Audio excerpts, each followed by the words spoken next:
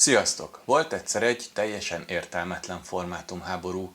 Jó, lehet, hogy nem egyszer, de az biztosan az volt, ami az írható és újraírható DVD lemezekkel történt. Egy formátumháború a formátumon belül.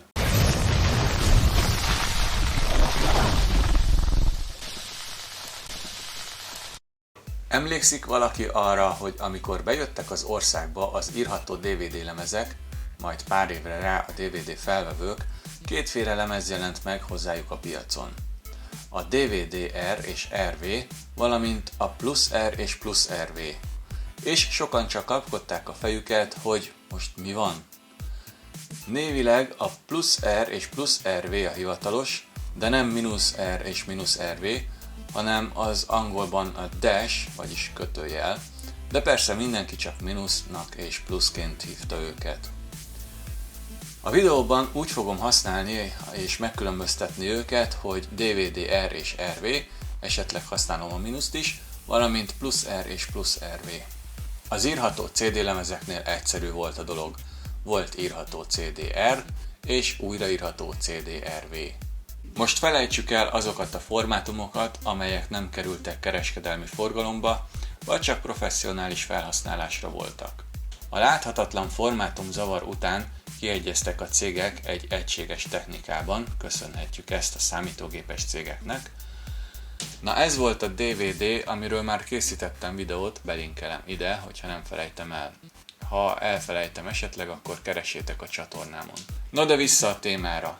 Szóval meglettek a specifikációk a DVD lemezre, DVD videó és DVD RAM is egyúttal, no de kihagyták az írható és újraírható lemezeket. A Pioneer bejelentette a DVD-R formátumot még 1997-ben, amit a DVD Fórum el is fogadott, valamint 2 évre rá 1999-ben a DVD-RV-t is, az újraírható verziót. Mire ez szélesebb körben elterjedt, túl sok lejátszó volt forgalomban, viszont a többségük be tudta olvasni ezeket a lemezeket is minden probléma nélkül. A Sony és a Philips viszont egyszerűen nem egyezett bele az írható lemez szabványába. Külön belefogtak a HP laboratóriummal 3-asban egy különálló szabványba, és létrehozták 1997-ben a DVD plus RV Alliance-t. Bár lényegében még 97-ben készen lett a plusz R és plusz RV lemez is, de mégsem dobták piacra, hanem jegelve lett a projekt egészen 2001-ig. Ez valószínűsíthetően annak köszönhető, hogy az első verziók csak 2,8 GB-ot tudtak egy lemezen tárolni. A 2001-es új verzió viszont már 4,7 GB-os kapacitással rendelkezett, és 2002-től került a boltokba. No, mi is ez az egész? Mi a különbség és mire volt jó? Az üres írható lemezek nem teljesen üresek. Akik látták az írható CD-ről készült videót, emlékezhetnek egy-két dologra. Belinkelem ide. Szóval ahhoz, hogy a rendszer az adatfolyam írásakor pontosan tudja, hogy hol tart és hogy hová kell írni az adatot, kap egy kis segítséget. Ezt a CD esetében ATIP-nak, Absolute Time in Pregroove-nak hívják. Tehát tulajdonképpen ez egy előre a lemez gyártásakor megadott sáv, hogy hová kerüljön az adat. A DVD-R és RV esetében ezt Land Pripyats-nek hívják, vagyis LPP. Hát persze nevek, de lényegében ez ugyanaz. Ez a Pripyat sáv egy hullámjel 140,6 kHz-es frekvencián, az előre megadott pitek a frekvencia pozitív csúcsához lettek igazítva. És még ráadásul a jel modulálva is van a szektor információkkal, relatív helyzettel és lemezinformációkkal. Ez a gyártást egy kicsit megnehezíti. Ezzel szemben a DVD plus R és plus RV-nél az úgynevezett Address in Pregroove lett használva. ADI. Ismerős? Nem véletlen. Ez hasonló a CDR-nél használt módszerhez, csak feljavítva. A Pregroove frekvenciája 817,4 kHz lett. A fázist viszont periódikusan megfordítják a lemez gyártásakor. Ezt kétfázisú modulációnak hívják. Tartalmazza a szektor címzését is.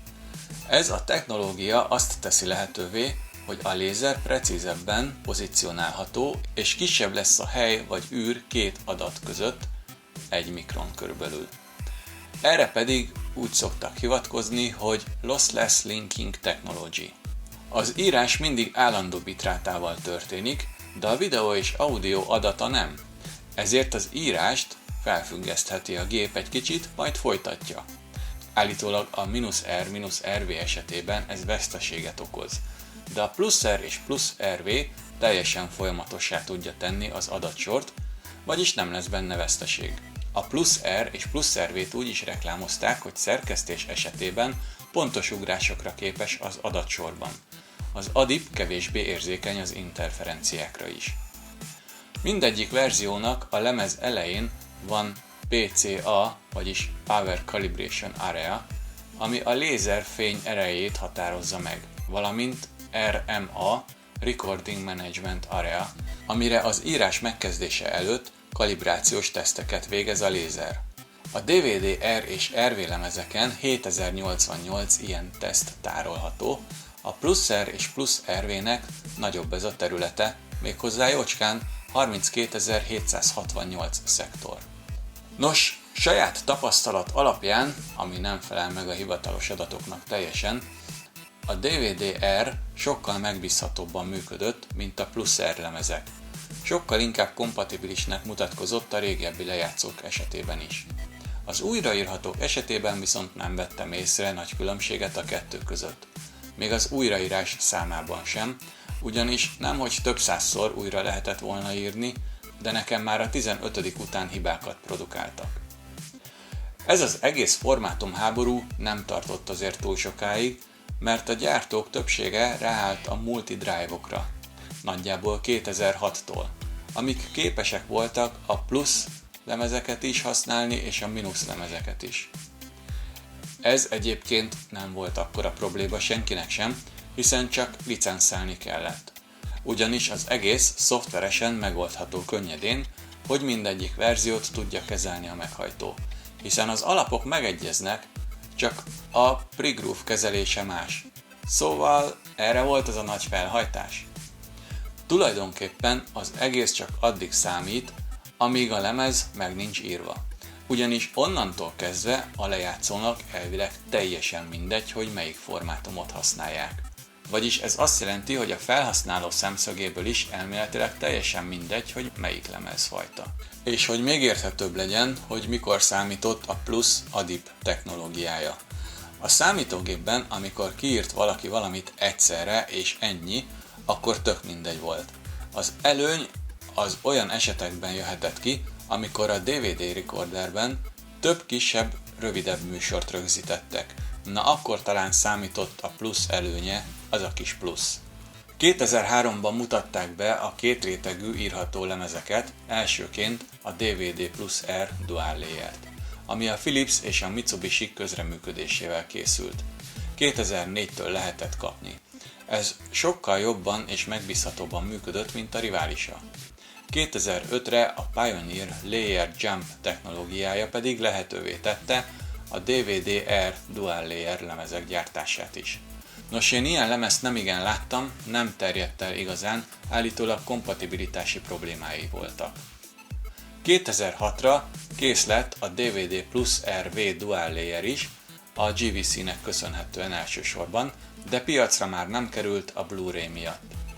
A +R és +RV a DVD fórum által nem volt elfogadott, álláspontjuk szerint nem hivatalos DVD formátum egészen 2008. januárig, amikor ugyanis fölvette a DVD fórum a licenszelhető DVD formátumok közé, és elfogadták azt.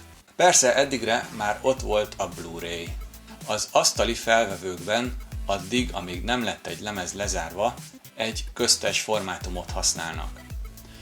Ez a VR, plusz VR és mínusz VR. Sajnos ebben viszont van különbség. Míg az R és RV lemez a lezárásig nem kompatibilis az egyszerű lejátszókkal, és bizony, hogyha sokáig így maradt, akkor adatvesztés is lehetséges, valamint nem lehet a legtöbb esetben folytatni egy másik felvevőben, legalábbis másik márkájú felvevőben. A Plus VR viszont lezárás nélkül is működik bármely más lejátszóban. Nos, lehet azzal vádolni a Sonyt, hogy igyekezett kézben tartani mindent, és minél több licencdíjat beszedni, de minden esetre valószínű, hogy az Address in Pre-Groove technológia jobb, mint az LPP, ugyanis az ADIP lett használva a Blu-ray R és RE lemezeknél is. Köszönöm, hogy megnéztétek, iratkozzatok fel, lájkoljatok, találkozunk legközelebb, sziasztok!